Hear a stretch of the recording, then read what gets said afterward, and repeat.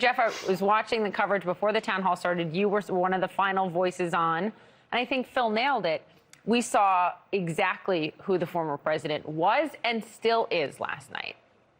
No doubt about it. Good morning, Poppy and Phil. I mean, perhaps no surprise, but it was the same tune, with the second act effectively the exact same as the first, airing old grievances and attempting to rewrite history.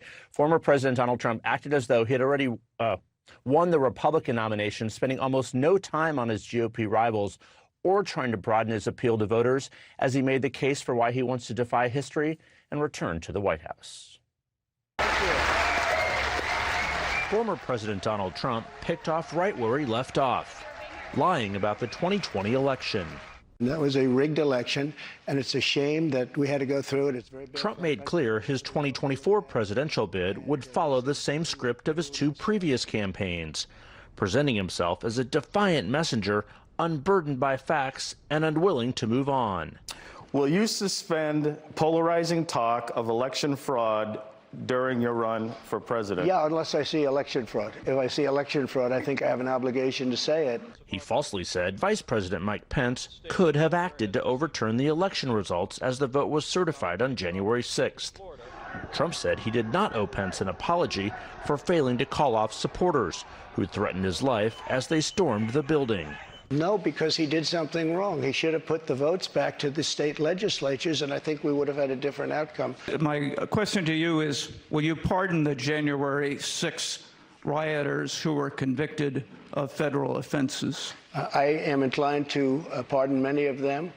I can't say for every single one, because a couple of them probably they got out of control. The audience of Republican voters at St. Anselm College applauded for much of the night, even as Trump belittled and demeaned former magazine columnist E. Jean Carroll, a day after a New York jury found him liable of sexually abusing and defaming her. I swear to I have no idea who the hell. She's a whack job.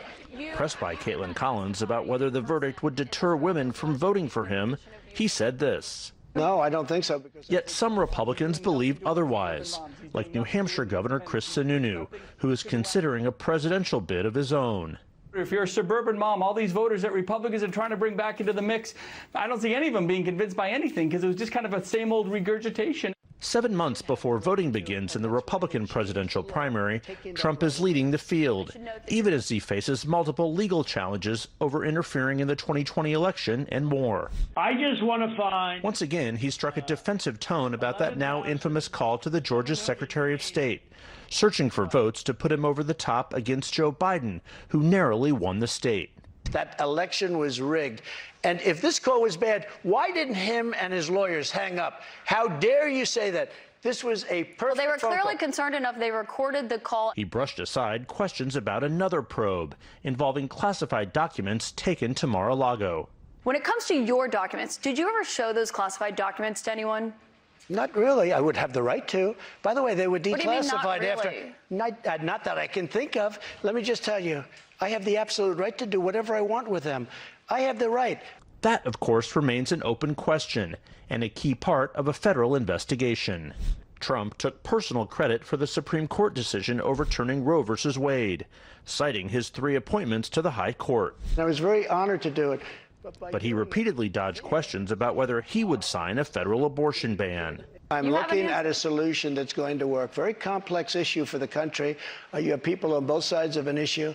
On foreign policy, Trump once again showed his affinity for Russian President Vladimir Putin, declining to call for his punishment for leading the invasion of Ukraine. If you say he's a war criminal, it's going to be a lot tougher to make a deal to get this thing stopped. He also declined to say who he wants to prevail in the war, despite the U.S. and allies investing billions to help Ukraine defeat Russia. Do you want Ukraine to win this war? I don't think in terms of winning and losing. I think in terms of getting it settled so we stop killing all these people. So much, of course, to process, and that's exactly what Republican rivals are doing as they point out that this is still the beginning of the road. There are some 7 months or so before the voting begins. The White House also paying very close attention to this town hall last night, saying that they believe there are many examples where they, in fact, plan to do advertising on to point out the former president's position. Surprisingly, he did not mention his rivals very much, but the Florida governor, Ron DeSantis, he did say that he thinks he should just simply stay home and not run. Of course, that is not going to happen. He's jumping into this race, we are told, in the next couple weeks. So a lot to digest there. But again, this is the beginning of the Republican nomination. It's not the end. Jeff Zeleny. Poppy and Phil. Thank you for all that. And with us now to discuss, New York Times national political correspondent Shane Goldmacher, CNN national politics reporter Eva McKen, and CNN senior legal analyst and former federal and state prosecutor Elie Honig. Eva, I think we're all, again, as Jeff was saying, digesting. I think Jeff makes a critical point. It's early. We're 7 months out. However, this is very clearly, by the numbers, the Republican frontrunner to once again be the Republican nominee for president. When you watched this and took it all in and thought through the broader context of 2024, what came to mind? So all of us know this from being out on the trail. The biggest, I think, job for a candidate is to engage and bring in new voters, especially if you've been on the scene a while. That is his job, whether he wants to acknowledge it or not. He lost the last election. By 7 million votes. Yes. And in order to, if he's trying to win the next one, he has to get folks that didn't vote for him before to now vote for him this time. And you know, watching that performance, I didn't see what new voters he brought into the fold. Yes, that entire episode really stroked his ego.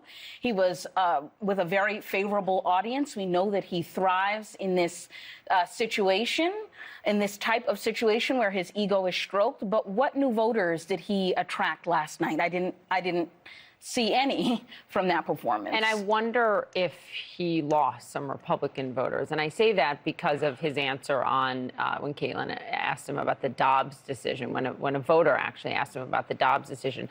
And he took so much credit for overturning Roe versus Wade, even though it was the justices, and then would not answer her question about would you sign a federal abortion ban into law. This has not been a winning issue for Republicans so far to run on. And I wonder what that means.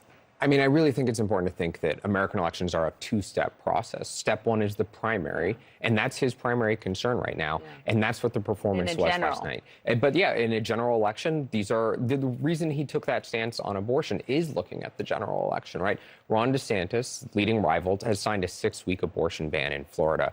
Donald Trump won't say whether he supports a federal abortion ban, as you saw under repeated questioning. This is one of those issues, though, even though he appointed the justices, even though he claimed that this was a great victory for him, he doesn't want to go the next step because he has expressed privately fears that abortion is the kind of issue that can come back against him and his party in the next election. In fact, he's blamed it for some of the losses that many people blame on him in 2022. I thought that was really interesting on the abortion issue. I think it was one of the moments when you could actually almost see the political calculation in Donald Trump's head, because he ran for the presidency in 2016 saying, vote for me and I will appoint justices who will overturn Roe versus Wade.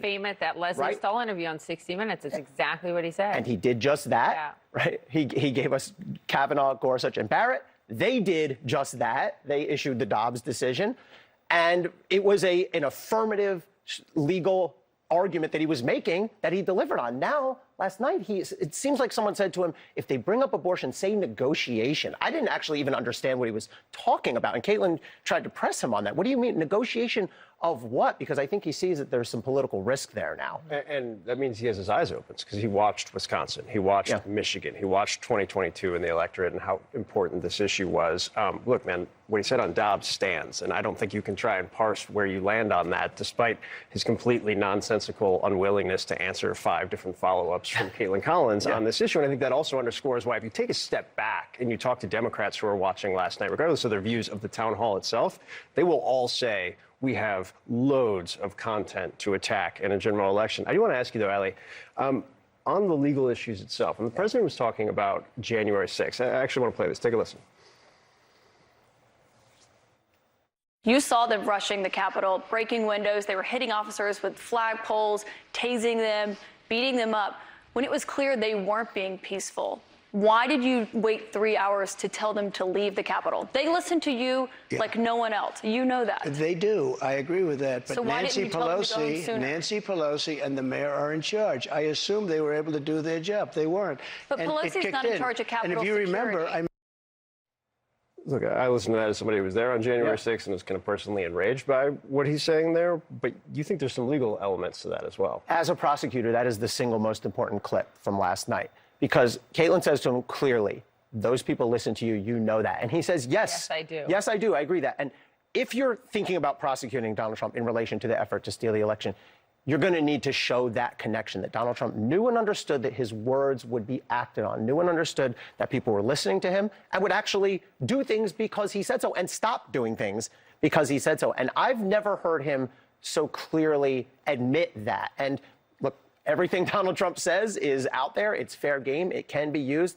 And I think if I'm a prosecutor watching last night, I'm circling that clip and I'm saying, here we go. We just filled that gap.